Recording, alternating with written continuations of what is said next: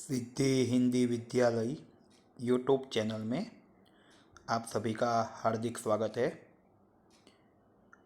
आज हम कक्षा 10 में विज्ञान और टेक्नोलॉजी विषय में चैप्टर 12 विद्युत के बारे में आगे अभ्यास करेंगे। पिछले वीडियो में हमने देखा था कि विद्युत की रचना कैसे होती है, विद्युत आवेश क्या होता है, विद्युत आवेश के प्रकार कौन कौन से होते हैं, विद्युत धारा का निर्माण क्यों होता है। हमने पिछले वीडियो में यह पढ़ा है कि इलेक्ट्रॉन की गति ही विद्युत धारा के निर्माण के लिए जिम्मेवार है। तो इलेक्ट्रॉन की गति होने के लिए मुक्त इलेक्ट्रॉन की ज़रूरत होती है। आज हम आगे के टॉपिक में पढ़ेंगे विद्युत धारा। आज हम नेक्स्ट टॉपिक में पढ़ेंगे विद्युत धारा। किसे कहते हैं विद्युत धारा? तो एकांक समय में चालक के अनुप्रस्थ काट में से प्रवाहित विद्युत आवेश की शुद्ध मात्रा को विद्युत धारा कहते हैं। एकांक समय में चालक के अनुप्रस्थ काट में से प्रवाहित विद्युत आवेश की शुद्ध मात्रा को हम कहते हैं विद्युत धारा। फिर से, एकांक समय में चालक के अनुप्रस्थ काट में से प्रवाहित विद्युत आवेश की शुद्ध मात्रा को हम विद्युत धारा कहते हैं। अब ये परिभाषा थोड़ी याद रखनी मुश्किल है, परंतु उसके लिए हम देखते हैं सूत्र पर से हम परिभाषा याद रख सकते हैं। जैसे कि विद्युत धारा का सूत्र है विद्युत आवेश की मात्रा बटे में समय। हमें कोई भी परिभाषा बोलनी है भौतिक विज्ञान के अंतर्गत, तब हम क्या करेंगे? पहले बटे की वस्तु बोलेंगे। एकांक समय में चालक के अनुप्रस्थ काट में से प्रवाहित विद्युत आवेश की शुद्ध मात्रा को हम क्या कहते हैं? विद्युत धारा। यहाँ से परिभाषा बोलने का प्रयत्न करते हैं हम। एकांक समय में चालक के अनुप्रस्थ काट में से प्रवाहित विद्युत आवेश की शुद्ध मात्रा को हम क्या कहते हैं? विद्युत धारा। एकांक समय में चालक के अनुप्रस्थ काट में से प्रवाहित विद्युत आवेश की शुद्ध मात्रा को हम कहते हैं विद्युत धारा। तो यह सूत्र है विद्युत धारा बराबर विद्युत आवेश की मात्रा बटे में समय। यदि मान लीजिए कि t समय में, यहाँ से परिभाषा पर से यह लिखना है, मान लीजिए कि t समय में चालक के अनुप्रस्थ काट में से प्रवाहित विद्युत आवेश की शुद्ध मात्रा q कूलम्ब हो, तो मतलब समय को हमने मान लिया है और विद्युत आवेश की मात्रा को मान लिया है। मानो कि t समय में चालक के अनुप्रस्थ काट में से प्रवाहित विद्युत आवेश की शुद्ध मात्रा q कूलम्ब हो, तो विद्युत धारा का जो प्रतीक है वो I है। विद्युत धारा I इज इक्वल टू, विद्युत आवेश को हम Q से दर्शाते हैं, समय को हम T से दर्शाते हैं। विद्युत आवेश को हम Q से दर्शाएंगे और समय को हम T से दर्शाएंगे। इसका मतलब ये हुआ विद्युत धारा का सूत्र बनेगा I is equal to Q divide by T। विद्युत धारा का सूत्र क्या बनेगा? I is equal to Q बटे में T। I is equal to Q बटे में T। मतलब यह जो विधान है वो हम परिभाषा पर से ही लिखेंगे और परिभाषा हम सूत्र पर से लिखते हैं। इससे भी सरल परिभाषा हो गई। एकांक समय में, T मतलब समय, एकांक समय में चालक के अनुप्रस्थ काट में से प्रवाहित विद्युत आवेश की शुद्ध मात्रा को विद्युत धारा कहते हैं। एकांक समय में चालक के अनुप्रस्थ काट में से प्रवाहित विद्युत आवेश की शुद्ध मात्रा को हम क्या कहते हैं? विद्युत धारा। और इसलिए परिभाषा पर से ये लाइन, मानो कि t समय में, एकांक समय के बदले में हम लेते हैं t समय में चालक के अनुप्रस्थ काट में से प्रवाहित विद्युत आवेश की शुद्ध मात्रा q कूलम्ब हो, तो विद्युत धारा I is equal to Q divide by T. अभी हम मात्रक की चर्चा करते हैं। मात्रक Q मतलब विद्युत आवेश का मात्रक रहेगा कूलम्ब, टी मतलब समय, समय का मात्रक रहेगा सेकंड, कूलम्ब प्रति सेकंड, जिसका दूसरा एक नाम है एम्पियर। अर्थात विद्युत धारा का मात्रक एसआई मात्रक एम्पियर है और यह जो विद्युत धारा का एसआई मात्रक है वो फ्रेंच वैज्ञानिक आंद्रे मारी एम्पियर, फ्रेंच वैज्ञानिक आंद्रे मारी एम्पियर की याद में रखा गया है। जो विद्युत धारा का मात्रक क्या है एम्पियर, जिसे हम शॉर्ट में कैपिटल ए भी लिख सकते हैं, और यह मात्रक फ्रेंच वैज्ञानिक आंद्रे मारी एम्पियर की याद में रखा गया है। यदि 1 सेकंड में चालक के अनुप्रस्थ काट में से प्रवाहित विद्युत आवेश की शुद्ध मात्रा 1 कूलम्ब हो तो विद्युत धारा का मान 1 एम्पियर है, वैसा कहा जाएगा। यदि 1 सेकंड में चालक के अनुप्रस्थ काट में से प्रवाहित विद्युत आवेश की शुद्ध मात्रा 1 कूलम्ब हो तो विद्युत धारा का मान 1 एम्पियर है, वैसा कहा जाएगा। अर्थात ये विद्युत धारा का जो भी शॉर्ट नोट्स हैं वो है, उसमें जो कुल मिलाकर 6 मुद्दे होते हैं।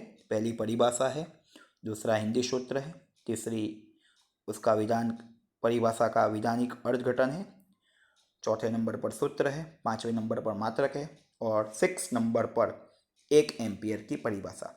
खाली परिभाषा याद रहेगी तो उसके ऊपर से सारे के सारे पॉइंट्स बन जाते हैं, परंतु परिभाषा को हम याद कैसे रखेंगे? सूत्र के ऊपर से। एकांक समय में चालक के अनुप्रस्थ काट में से प्रवाहित विद्युत आवेश की शुद्ध मात्रा को हम क्या कहते हैं? विद्युत धारा। नेक्स्ट पॉइंट,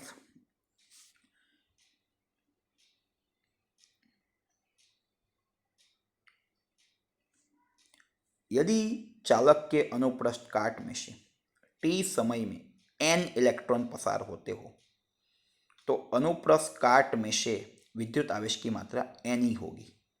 मतलब क्या हुआ कि हमने कल कहा था कि विद्युत धारा का निर्माण कब होता है? इलेक्ट्रॉन की गति के कारण।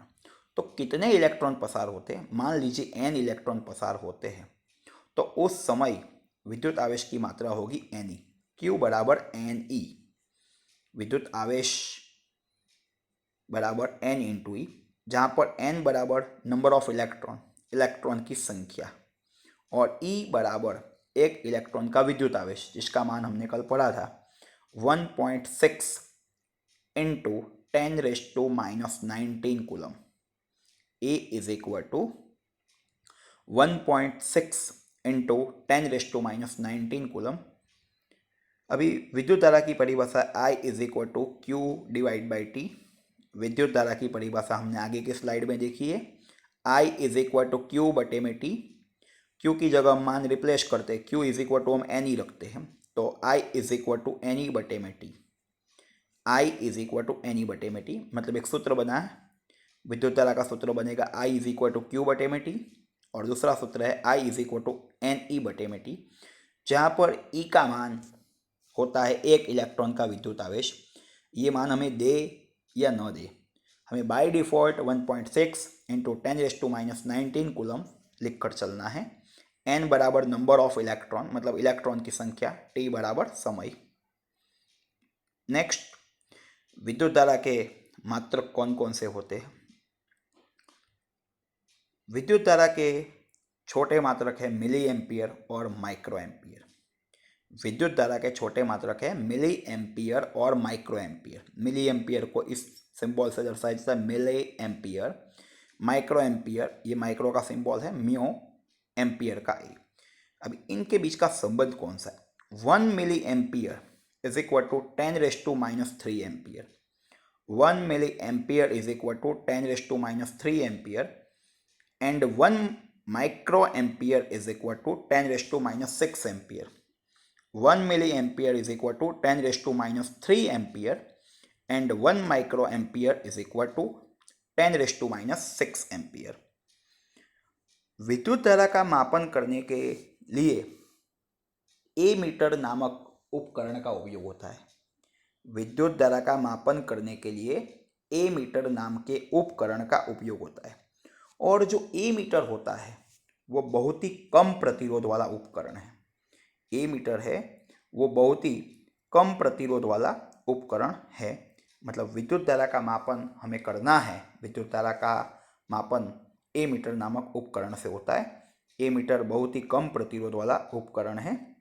जिस परिपथ में हमें विद्युत धारा का मापन करना है, जिस परिपथ में हमें विद्युत धारा का मापन करना है, उस परिपथ में एमीटर को हमेशा हम श्रेणी में जोड़ते हैं। श्रेणी और समांतर क्या होगा वो पीछे आएगा नेक्स्ट में जाके, परंतु फिलहाल हम इतना याद रखते हैं। श्रेणी मतलब 1/1। जिस परिपथ में विद्युत धारा का मापन करना हो, जिस परिपथ में हमें विद्युत धारा मापनी हो, उस परिपथ में एमीटर को हम हमेशा श्रेणी में जोड़ते हैं। Next slide. विद्युत धारा के कुछ प्रकार है। वन इज रैवाजिक विद्युत धारा या तो परंपरागत विद्युत धारा, और दूसरी है इलेक्ट्रॉन विद्युत धारा। जब पुराने जमाने की हम चर्चा करें, जब इलेक्ट्रॉन की खोज नहीं हुई थी, तब ऐसा माना जाता था कि जो विद्युत धारा का निर्माण धन विद्युत आवेश के कारण होता है। धन विद्युत आवेश बहते हैं और विद्युत धारा का निर्माण होता है। पहले के जमाने में, कब? जब इलेक्ट्रॉन की खोज नहीं हुई थी तब ऐसा माना जाता था कि विद्युत धारा का जो निर्माण है वो धन विद्युत आवेश के कारण होता है, ऐसा माना जाता था। पर जब इलेक्ट्रॉन की खोज हुई तब हमें पता चला कि विद्युत धारा के निर्माण के लिए इलेक्ट्रॉन की गति ही जिम्मेवार है। तब हमें पता चला कि इलेक्ट्रॉन के गति के कारण ही विद्युत धारा का निर्माण होता है। तो इस प्रकार जो पहले के ज़माने में जब इलेक्ट्रॉन की खोज नहीं हुई तब जो विद्युत धारा का वहन होता था वो धन विद्युत आवेश के कारण होता था। और उस प्रकार के विद्युत धारा को रैवाजिक विद्युत धारा या तो परंपरागत विद्युत धारा हम कहते थे। और उस प्रकार विद्युत धारा की दिशा धन विद्युत आवेश के दिशा में ली जाती थी। रैवाजिक विद्युत धारा या तो परंपरागत विद्युत धारा में विद्युत धारा की दिशा धन विद्युत आवेश के वहन की दिशा में ली जाती थी। इलेक्ट्रॉन की खोज होने के पश्चात भी रैवाजिक विद्युत धारा की दिशा वही है, परंतु उसकी दिशा इलेक्ट्रॉन धारा की विपरीत दिशा में।